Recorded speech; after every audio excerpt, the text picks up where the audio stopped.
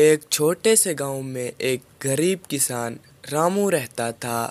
اس کے پاس تھوڑی بہت زمین تھی جس پر وہ کھیتی کرتا تھا۔ اس کی فصل ناکافی ہوتی تھی، لیکن پھر بھی وہ خوش رہتا اور اپنے کاموں میں مصروف رہتا۔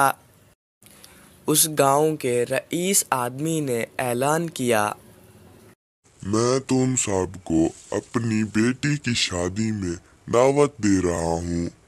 جو کوئی بھی اس شادی میں اچھا تحفہ لائے گا اسے انعام دیا جائے گا۔ گاؤں کے مختلف لوگوں نے اس رئیس آدمی کے گھر مختلف قسم کے تحفے لے گئے۔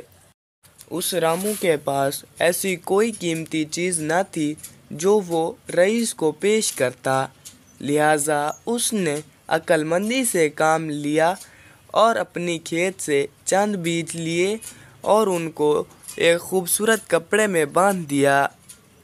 رامو جب اس رئیس آدمی کی شادی میں گیا اور اس نے تحفہ پیش کیا تو وہ رئیس شخص رامو سے پوچھتا ہے، ارے رامو بھیا، یہ کیا ہے؟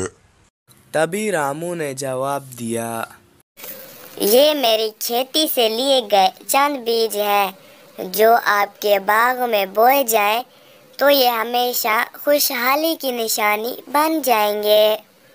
اس رئیس آدمی نے رامو کی عقل مندی اور سادہ دل کو بہت پسند کیا۔ اسے کچھ زمین اور بہت سارے بیج انعام میں دیے تاکہ وہ اپنی کھیتی کو آگے بڑھا سکے۔ رامو اپنی عقل مندی کی وجہ سے جلد ہی دولت مند بن گیا۔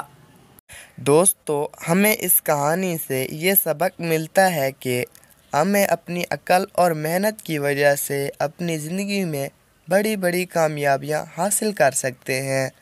اگر وسائل اور دولت کی کمی کی وجہ سے ہمیں کامیاب ہونے کے لیے کوئی نہیں روک سکتا اگر ہم اپنی عقل کا صحیح استعمال کریں۔